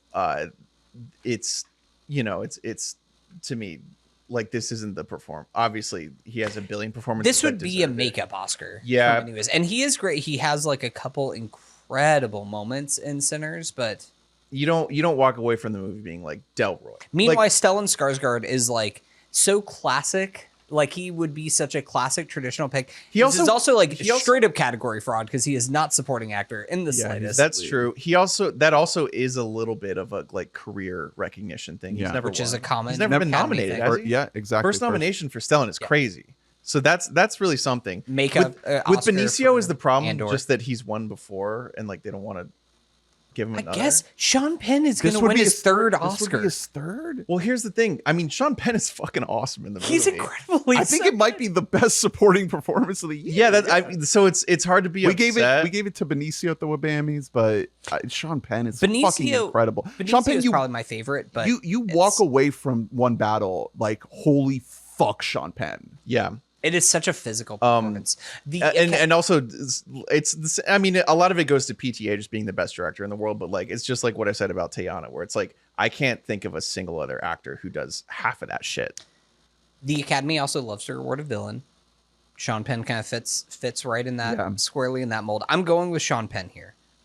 Me too. This is one where again I could see it go to 3 different people. I wouldn't be shocked by. This is one. Both of these supporting actors and actress are going to be one of the first ones in the night. If Wunmi Musako and Delroy Lindo win here, watch out. Yeah. Like, just watch the fuck out. Hold on to your goddamn chair because, like, we could be in for the Sinners run to come through. Conversely, if Tiana Taylor and Sean Penn win here, it's like, oh shit. Okay, are we going to get a One Battle run? I think that One Battle, both of those actors winning that, it's a little bit less likely that we'll see a full sweep for One Battle, but you never know. Don't count out Stellan. No. I think there's a good chance he could take this. He's awesome in the movie. People love him. Kalshi has a odds for which film will win the most Oscars, and they have One Battle as the favorite. Interesting. Not a heavy favorite though. 68%, Sinners 34%. Those are the only 2 people in the race. We'll get to it. I have to do a count. I didn't pre-count my. It's hard. My picks. It's really hard because it could just be a landslide either way, and that could just fuck everyone's ballot. I mean, Sinners just has the numbers. Like at the end of the day, those nominations are gonna add up to wins at some point. Like I think probably the best case scenario is like One Battle wins and maybe wins like 6 Oscars, but Sinners also wins like 5 Oscars, and then everybody just kind of walks away and like, oh wow, 2 great movies. Here's my thing for a lot of these. It's like if you put like blinders on and you just try to think about just the movie. It's for me, obviously I'm biased because it was my favorite, but it's One Battle all the way down. But then you start to think about all these other outside influences that are getting people to flip away from that. Like if somebody's thinking blinders on, one battle's the obvious objective pick, and then they're letting themselves be swayed. That's when you can, go outside of those bounds into something like a Delroy in this category. It could happen. It could even be one of those things where Delroy pulls enough votes away from Sean Penn, and then Stellan wins. Yeah, because now if he those has two the are kind of most against each other. Yeah. Also, Benicio is still in the category, and there isn't a ton of overlap. Benicio mostly won a lot of critics guilds, and there's not really a ton of critics that are part of the academy, so you wouldn't think there would be too much crossover, but there still could be a lot of people who are like, Benicio is my favorite person, so that's going to take away votes from Sean Penn, and then that's how you get a Delroy or a Stellan win too. What did Benicio win for? Was it Traffic? Traffic. So it's been 26 years, man. He also was just Oscar. I mean, he also is just consistently really great in everything he's in, and he's in a decent amount. He's just always a supporting character. He almost was double nominated on my CACF ballot this year because I think he's fucking incredible in the Phoenician scheme. Yeah. He's unbelievable in that movie. Absolutely. Also, shout out to Jacob Elordi. Jacob Elordi is great. He is by a mile the best thing about Frankenstein. All right, I'm going. Best Sean thing about Penn. that shitty movie. Hey, relax. No, I'm just kidding. We're all Sean Penn. Are you going Sean Penn? I went Sean Penn, but Okay. man, I don't know. It's tough. I'm not used to being ready to be upset in all these major ones. It's usually you just do two things different in the bullshit categories, and then Right. you test your odds. This is almost the thing where I wish that if we were doing money entries with our ballots, I would just submit 3 ballots, one full sinners, one full one battle. Yeah. And then one a little mixed. Yeah. That would be the best way to play your odds. Right. We should do that this year. No. We should get that in Cal. We should do Cal. Should get in on this. We should put the Cauchy odds up at the party. Oh, that'd be really good. Honestly, you know what? Fuck the broadcast. Can we just get live But odds only up? for the war. Not for the Oscar. I want to Cauchy odds for the temperature in Orlando. And we're just watching a thermometer all night. fucking get colder. I'm running my car, hitting the gas on it to put more CO2 in the atmosphere. Audience, we've just gotten some breaking news in the studio that Bam Adebayo of the Miami Heat has scored 83 points for the second most points ever scored in a basketball game in history. Thank you. I've been struggling this whole in an exhibition game against the Washington Wizards on a Tuesday night. I messaged Danny, and Danny said, "No, he didn't." No, he didn't. Everybody's just assuming that ESPN's app is broken. Hunter just told me that Bam got 83, and I was like, yeah, someone needs to check I was on no, someone he at didn't. this game to verify. He's averaging 18 points on the season. It is against the Washington Wizards, who have won 16 games this year. They're I don't basically an exhibition care. team, but that doesn't matter. Scoring 83 points against anybody. Well, it's in just a pickup the game. question is going to be why did he decide to do this? You don't score that many points unless you're I'm going to take all the shots. I honestly think it's Why more did impressive. He had 43 free throws. Just stop fouling the guy. At a certain point, how do you go to the line 43 times? Let him score. Let him score. Save your body and just let him get the For layup. real, At that point, he made most of them. That's insane. He took 22 3-pointers. Maybe it's something with the refs. He took 22 3-pointers. Over half of his field goals were He's not- pointers. he's not- a good He's not even three-point that shooter. good at that. Is he going to break the record? How much is left in the game? It's over. Oh, okay. This is genuinely the most unexpected stat line I've seen in my whole life in any sport. I think that In the moment I'm calculating that. It's like the game the Dolphins got 70 points. right. And I me and my dad were on the phone with each other crying. Something must be wrong. I was they scored again, Pops. It's gonna be okay. My dad's this is the best 7-10 season of my life, kid. Have I told you I love you? I don't know what to do with this. I'm just so flabbergasted by this. I don't know what's What were the Cauchy odds on him doing that? On 83. on him setting any record ever in any category. Let's see what Bam's over under on points was for the night going into it. It had to be 23 and a half. Yeah. I want to see the presser afterward where it's the team just decided that I was going to do this tonight. How many minutes he played 42 minutes, so he did play of course, but double I guess everybody. maybe it's just after the first half, like I was just on fire, and we went in the locker room, and they were like, "Hey man, what if we just keep passing it to you?" And so we decided to do that. Like it has to be that type of thing. I hate because like I need to see I need to see the quarter by quarter breakdown. Like I saw he had 62 in the third. Eric Spoelstra like okayed this. You know what I mean? like he was like, "Hey guys, I'm drawing plays," and they were like, "No, it's funnier if we just keep giving it to the one guy. So why don't we just do that?" I don't even know what to say, man. I'm just like, I'm shocked. Like, I don't know. Because at least also for BAM, it's like, I have always liked BAM. Like, it's a good thing. It's not like when Cat 2 years ago, whenever he was on the Timberwolves, scored 70. Yeah, it's like he scores a and lot. then they lost by like 25, and everybody was like miserable while he was scoring. Like, I think everybody likes BAM. So no, but also like Cat is like an offensive player. Yeah. BAM is not. Like when Embiid got 60, whatever, like it was like, yeah, no, he does that. This is just like, this doesn't make any sense. I'm sorry. I can't continue. I'm sorry. Making Oscar predictions now. We're almost done. We've got 4 left. What are and we one on? of them is a gimme. Best actor. The nominees are Timothée Chalamet and Marty Supreme, Leonardo DiCaprio in One Battle After Another, Ethan Hawke in Blue Moon, Michael B. Jordan in Sinners, Wagner Moura in The Secret Agent. We talked a little bit about the Timmy I guess villain arc in the late game here. Mhm. Did we talk enough about the MBJ moment that seems to be happening? Well, probably not. The odds have just swayed. I don't know what's on what do you got there on FanDuel, but the Hollywood Reporter published like a thing where they sort of mathematically break down their, Oscar odds. They have Michael B. Jordan 1% above Timothy, that must have just happened because Timothy was the favorite throughout this process. Yeah, Kalshi has MBJ up just slightly, but gaining. And we're only a few days out at this point. I'm filling in MBJ here. I think wow. As surge as a patron of the ballet, I'm disgusted. Yeah. I'm fucking disgusted that like a young guy doesn't like it. If there's one thing I know about you, it's that like you can't pod on Tuesday nights. You can't watch Bam Adebayo score 83 points because you're at the ballet every Tuesday. Here's the other thing. I'm looking at my ballot and I'm almost worried about the lack of Sinners on here because what if it just all goes Sinners? MBJ is a great bet. You know what I mean? He deserves an Oscar for that performance. He won the SAG, obviously. He's amazing. Yeah, the things are trending in his favor. For some reason, Leo is not at all in the race here, even though he's my favorite performance of the year. Yeah. Sad that he's wearing in like clear 4th now. I mean, it doesn't really make sense. It happened with Ethan Hawke. It happened with the fucking happy to be there. It happened with the Marty movie a couple years ago.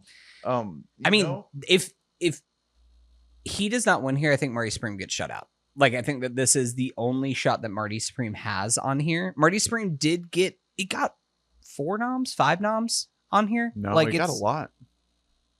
Marty Supreme? Oh, yeah. He got 9 nominations. 9 nominations. Is tied with Frankenstein and That's right. Yeah. Value. But it's not going to win this other stuff. So a few things to keep in mind here. We talked about this last year when he was nominated for A Complete Unknown. Ended up losing to Adrian Brody for The Brutalist. The Academy historically does not reward young men. Yeah. Timmy, still a young man. He's our age, right? I think the question here is, do they break their rule? Do they go for a younger man? MBJ, not an old man. No, he's pretty young too. So they'd technically be going if they went with. I mean, most of these guys are pretty young. Is Leo the old man in this group? Ethan Hawke, maybe? Wagner Moura's up there. Wagner Moura. With Ethan Hawke is the old. Wagner Moura's just very good looking, so you don't notice. Yeah. Does Wagner have a shot here? I think that a lot of people were keeping him in the mix. He won the Globe, and The Secret Agent is just like still around. What do you guys think of him in the movie? Amazing. He's amazing. He's spectacular. Incredible. He's also he's fucking awesome. So hot. In that movie. Like, is the hottest that Wagner. I know him from Mr. and Mrs. Smith. In which, guess what? He's playing a secret agent who's really hot, right? And he's and the instant he's on the screen, I Googled him because I was like, who the fuck is that? I want you to see The Secret Agent because it's not what you think it is. It's so weird. Just the title itself is like a subversion of it's like not what about you think it's going to be. But it's a really cool movie.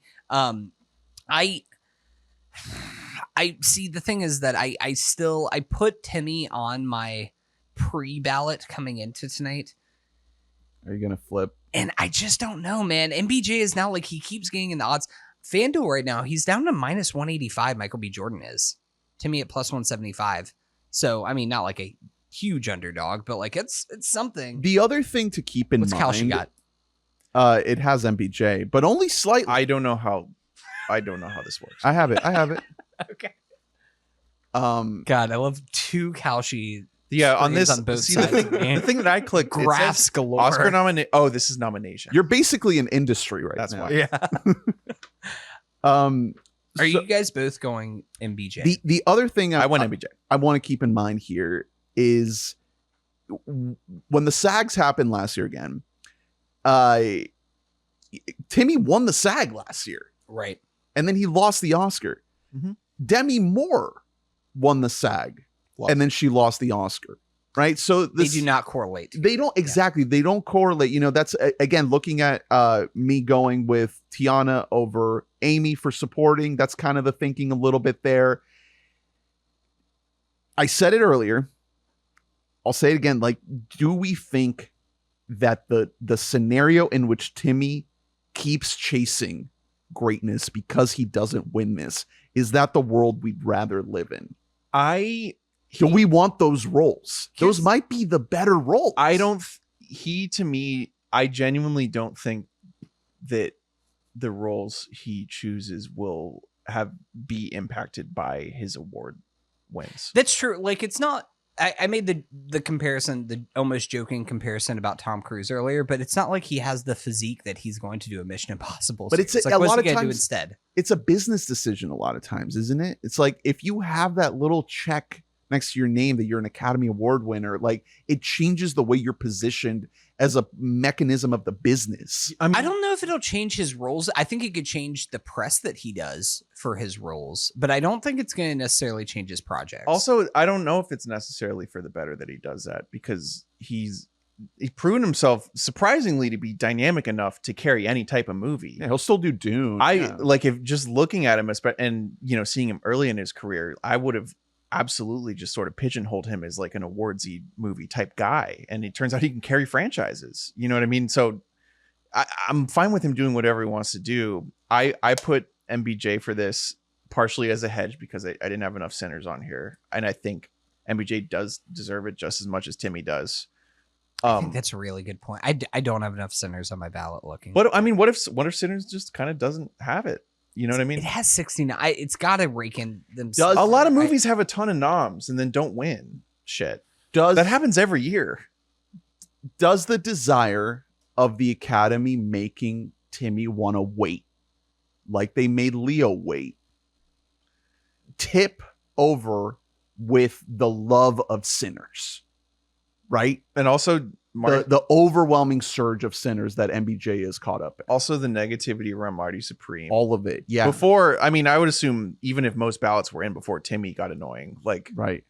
Marty Supreme has a little stink on it now. Right. Well, and I mean, deservedly so. I don't know if I think that like Josh Safdie would be punished for that. I don't think that Timothée Chalamet would get that punishment.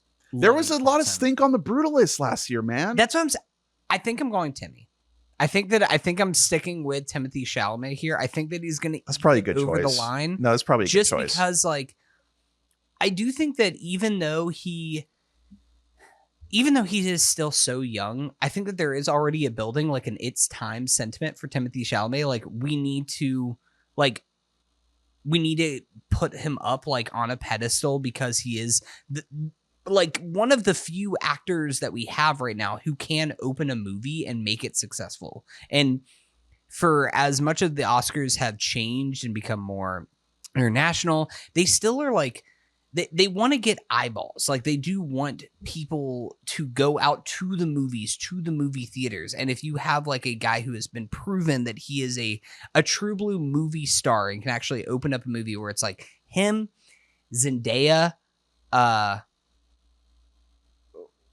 maybe Ryan Gosling. I guess we'll see Project Hail Mary, but that's like a whole different class. But if we're talking about like this next generation, Jacob Elordi, a little bit, maybe. I don't think so, but like it's such a small list at this point. I think he's the biggest movie star that we have that's under 35. I mean, that's it's- definitely true. I yeah. also do think he does rub some people the wrong way. People even found issue with his SAG acceptance speech last year, which was really inoffensive to me. It was the beginning of Marty. It was literally just him saying like, yeah, I care about this and I'm trying really hard. Yeah. Like, and people were It's like, so what the funny. hell? It's so funny where he's like, I want to be one of the greats, and it's like the difference between like sports talk and movie talk. know. Where like in sports, everybody like you want to hear somebody be like, yeah, no, I want to be known as one of the greats. But if you're like an actor, it's like, how dare you say that? Stay humble, king. Yeah, it felt really stupid, but he does rub people the wrong way. I think that, you know, just the fact that he's dating a Kardashian, the fact that he likes being a public figure in a way that like I feel like if he were dating like Saoirse Ronan, he'd have 2 Oscars. Do you know what I mean? Like, right. I think, Maybe that I would think help if this was- Saoirse Ronan actually pick better projects. Because girl, where you been? if this were if the film world were the only world that he was interested in, I think they'd like him more. But he's just interested in other stuff, and he's good at existing in all these other universes too. Like he's good at being at Knicks games. You know what I mean? Yeah. They don't like Spike Lee. Maybe it's Knicks games is the problem. Yeah. Has LA, They LA fucking hate hates the Knicks. Yeah. Ben Stiller, no Oscars. What's going on? Wagner Moura, no shot. I don't know. I don't think no shot. No, he's I think this the is problem one of the with most Wagner Moura- open things, and maybe these top tours cannibalize each other. His odds are not bad on the websites here. He's just in third on all of them, And then Leo. and which is that's so weirdly, crazy. Leo actually So has better stupid. odds Stupid. than Wagner Moura on FanDuel, which is surprising to me. Wagner Moura is at 18-1. Yeah, which same on. I think is same on Kalshi. I think it's kind of worth a long shot pick. You should sprinkle. Maybe a little sprinkle. Blue Moon, great. I'll get movie. involved on Kalshi. I do think Wagner Moura. One thing that really hurts him is coming out of the Golden Globes. It was like, Yeah, this it's- really could it's be his Wagner. time. It could He be just him. hasn't picked up enough. He just hasn't like been in front of people. He hasn't given a speech now in 2 months. Like people might have forgotten a little bit. I think where I'm at is Timmy's down, MBJ is up. Yeah. What's the timing on that? How many ballots Exactly. were submitted in this? And how many and and how also, many people do really care? That's the important thing. Is Do people really give a fuck? are we just in the like online Yeah, cycle of it? And do the Academy voters not really give a shit? They like just, the media wants people to be upset that he doesn't care about ballet and opera. I'm gonna go Timmy. I'm doing it. I did Timmy. Let's go Timmy. Well, I can't believe that. I went thought it was Timmy gonna be last one year. on I thought he Timmy was Island. gonna get it for Bob Dylan. I'm doing it again. Let's go. You guys might be right. I went MBJ. I think that this could be a good win for you. Best We'll see what actress. This one, less to say. Congratulations to Jessie Buckley for Hamnet. This is looking like it's been all-time dominant run Yeah. by Jesse No, Buckley. literally, as soon as I saw this movie, I was like, "Congratulations, Yeah. you did it." I'm your going Oscar. Kate Hudson.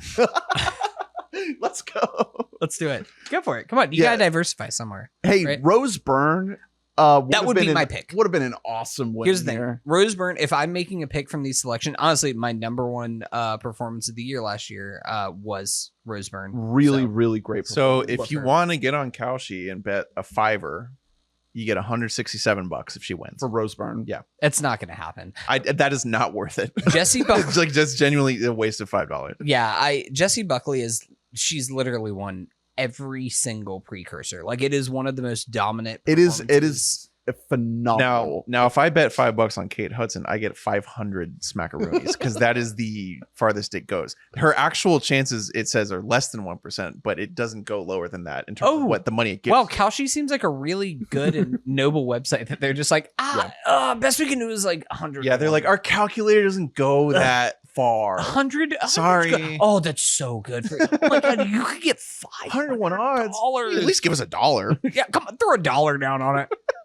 Also in here, Rana Rensev for Sentimental Value and Yeah, Emma Stone for Rensev. Begonium. Did I say it right? Happy to be there. Rensev? Rensve? Yeah, Rinsve. Rensve.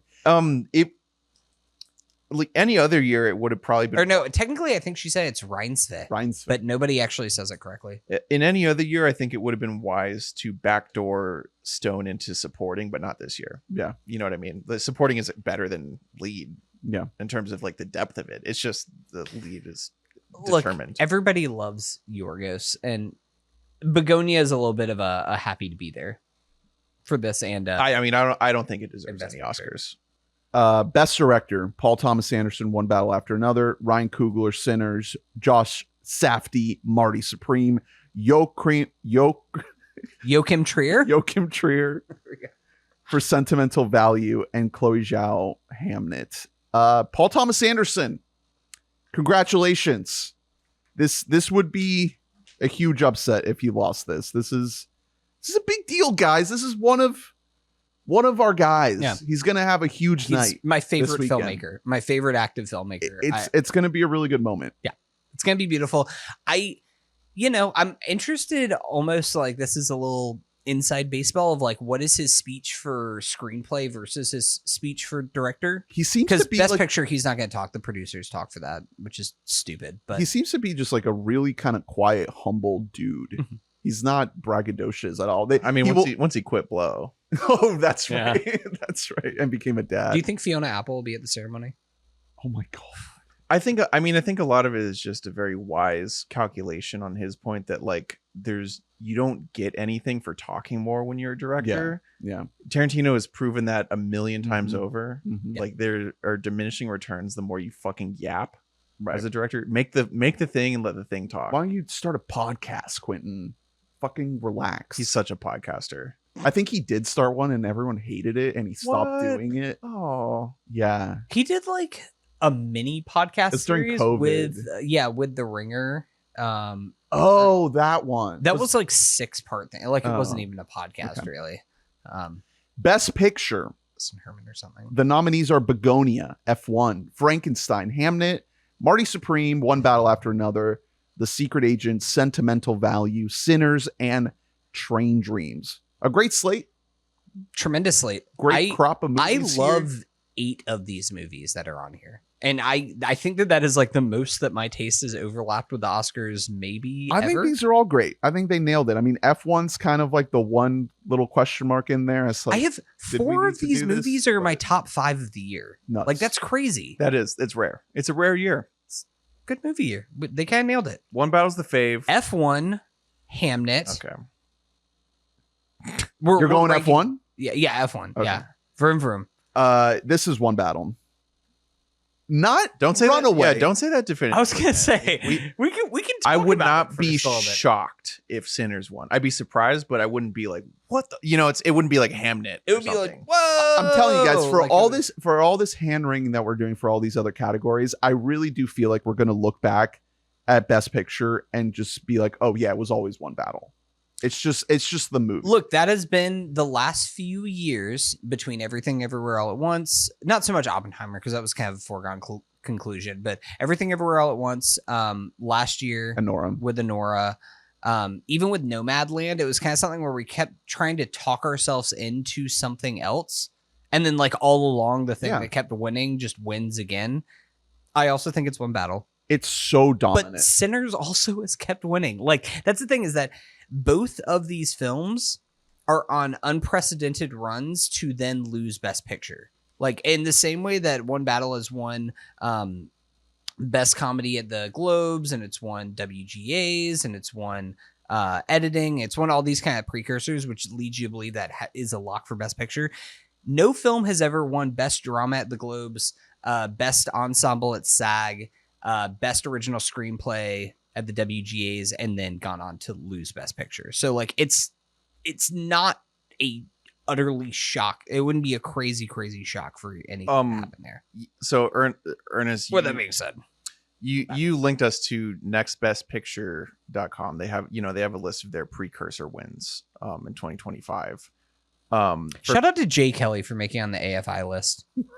So yeah, that's the thing is this isn't just like I'll outright. always remember you. This Jake. isn't just outright wins. Some of these are you made like a final list, and so yeah, Wicked for Good, for example, has a Best Picture nod technically because they're on the list of AFI. By the way, that's still wrong. AFI, you made a mistake anyway, but they have One Battle After Another at 40 total wins. so And dominant. Sinners at 29 though. Yeah. Yeah, right behind it. If you go back to last year, that is closer than the gap between Anora and The Brutalist. Like Anora was at 27 and The Brutalist was at 14. So essentially double. This is It's between those two. Like it is those two are the heavy hitters. We can also right there. we can also look at the point system that we use for our fantasy film league. yeah, of course. Because I track every nomination and every win for all the major awards. The winner so far is hold on, I was looking at the wrong year. One Battle After Another with 584 points, and then Sinners with 444 and 45 points. And that's with Sinners having far more box office. Yeah. We might have to talk about the box office for So but I will say award points only. One sorry. Battle is 570, Sinners is 440. This is the most open in several years, because if you go back, Oppenheimer had a more solid lead over Past Lives, which is crazy that was in second in retrospect. That was a weird year because what people were like trying to talk themselves into like American Fiction and things like that year. Everything Everywhere had like a commanding lead. Yeah, that's kind of weird how much that dominated. I guess the other one was Banshees. Well, that's the thing is what it was against. I'm surprised Tar didn't get more run. I think in hindsight, Top Gun Maverick. No. And let's see if it goes dismissive. 2020 rude. 2021 Coda. That was the Coda year. That was where actually Coda pulled the upset. That is the last time that we've had a true upset. Exactly. Power of the Dog had 34. Weird year. Belfast second place with 8. Wow. Belfast. Coda was 7. Might as well have never been made. So Coda had about 1/5 of the juice going into the final day, and it beasted on Power of the Dog, which is anyone really truly that upset about it? No. Everything was fucked up back then. I don't know if we can use that as like a serious data point because it was COVID. I think but I mean, look at 2019. Because that was the Parasite 1917 year, and that was one where it felt a lot more kind of. There was just a lot of different shit that was. Parasite had 32, and Critics Association. Once Upon a Time in Hollywood had 11. Yeah, okay. And 1917 had 9. What about it was Green Book looking great? I bet 2018 would like Roma. I don't want to just go through every year. That's not interesting podcasting, but I do think. I mean, is any of this interesting? Who cares? 2018. It'd be Roma. So the Roma heavy favorite. Here's the thing. What are the common denominators between 2018 and 2021? The heavy favorite, it was a Netflix movie. We don't have to worry about that this year. These are two movies that are both like theatrically distributed by Warner Brothers. It is part of the Paramount Skydance. It is a good reminder though that there's no such thing as true consensus. Yeah. But I think it's One Battle. I do think it's One Battle. I hope it's One Battle, to be honest. It's the best movie. What if Frankenstein wins? What genuinely, like, has that happened? No. That would not happen. Coda's probably the closest. Hunter, where would One Battle rank? Do you not want to jinx it? Do you not want to do it yet? The Oscars list? Do you want to do it later? You're putting me on the spot. This is your chance to do it now. So, I mean, it's really fucking high up there, man. Would it crack the top 10? It would definitely crack the top 20. Here's the thing. It would probably crack the top. It would definitely crack the top 20. Here's the thing. The top like 15 to 20 are pretty like all unassailable. Right now, I would definitely put ahead of something like Everything Everywhere All at Once. Definitely better than Oppenheimer. Yeah, it's... Guess what? Oppenheimer isn't on the screen that I'm looking at here. I got to scroll to get to that one. No. Well, he watched them all. Where's Tenet? Oh, wait, that didn't win Best Picture. It's not win Best Picture. I need to do some slight reshuffling here. Wait, Tenet will win. It's going to actually this year. Is there a Kalshi bet on Tenet? Can we vote in Tenet? Oh my God. It already won Best Picture. And we just don't know 10 years from now. Yeah. I need to update my list because I gut check put Honora at number 13, and that's a little high. It's a little rich. I love Honora, but that might be a little bit rich to put above. Listen, All About Eve. We've been Annie Hall. Jesus, we've been starved for great movies since COVID. Yeah, you know, the last time that there was truly a really open race going into Best Picture was definitely 2017. Because we had Get Out in the lead. I do think 2019 was a real, like, we don't know what's going to happen here. That's true. Because I think we didn't believe that Parasite could actually happen. Yeah. It was such a shock. There's a beautiful video of us that exists out there in the Screaming world. joy. Because it did it. Before the world went bad. It was funny, the sandwich, because 2017 was also jubilation, mostly because I think it was even less so for the joy of Shape of Water, and more so because I hate Three Billboards, and I was just happy that Three Billboards outside of Ebbing, Missouri did not win. You did draft that guy's new movie. I really love Banshees of Inisherin. Okay. So, you know, I think people can change. I'm ready to hold a baby. 2018 though, not a great surprise. It was a sad time. All right. I'm going one battle. You guys go one battle? Yeah. Yes, sir. It's going to be a big day. Big day for PTA. We're all, Big day for cinema. Our ballots are like very incrementally different. Yeah, I think We're pretty. we don't match on supporting actress, I have a different actor, documentary. casting, and costume. I think those are the only ones. So we'll see. Shout out to people exchanging saliva. All right. Well, those are our predictions. Thank you all. Should we like put some money on the line? We should get on Kalshi. Can you like make bets through? I would love for somebody like to have to pay a vig on a bet that we just the three of us make between each other. If I'm gonna put money on anything, it might be international feature for Secret Agent. For It Was Just an Accident. I mean, it was just next at 14-1 is pretty. Even though I went with Secret Agent. I would love to throw my money away on Kalshi. Yeah, just for fun. Just for fun. We're having fun right now. Can I parlay like Hamnet Best Picture with like it freezing in Orlando tomorrow? Yeah, the best we can do is 100-1 though. Yeah. So and I become like a trillionaire. Yeah. There is a wildfire on the other side of town, so maybe you can place a bet on whether or not we'll be interrupted from that. That's true. You know what you should do? How many acres will be like scorched? Exactly. No, honestly, well, Florida's a little bit wet, but what you should do is you should go to like a drier climate. Go to like California and like make a fire and then just bet the overs on all the highs. Does a fire change the temperature? Yes. I mean, like right there next to it. Yes. Don't say that like it's obvious. It's a fire. Do you think that like the temperature readings are like, it's 200 degrees outside today? I see what you mean. Come on. It's probably like an average of, that's a great area. Is it like a point in place, like where they measure? I don't know anything about meteorology, or is it looking at like a metropolitan area and just being like the average of Orlando is this temperature? I'm Googling, does a wildfire change the temperature? And it's giving me the gambling hotline.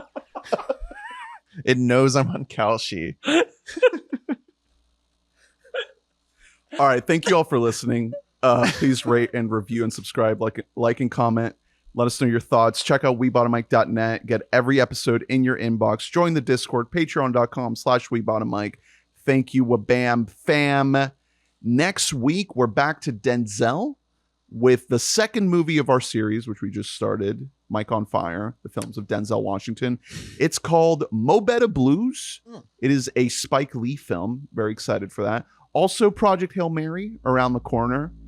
And not a lot of TV coming at you. Survivor 50 is on. So maybe we're going to have to check-in. do like some check-ins. Locked in. I think. Incredible television. Absolutely locked in. I hate to say it, I am watching The Pit every single week now. I can't do the binge thing anymore. It's very good. It's a very good show. So, Good stuff. So stick around, enjoy the Oscars, have fun, and we'll see you on the next one. We love you. Bye-bye. Bye.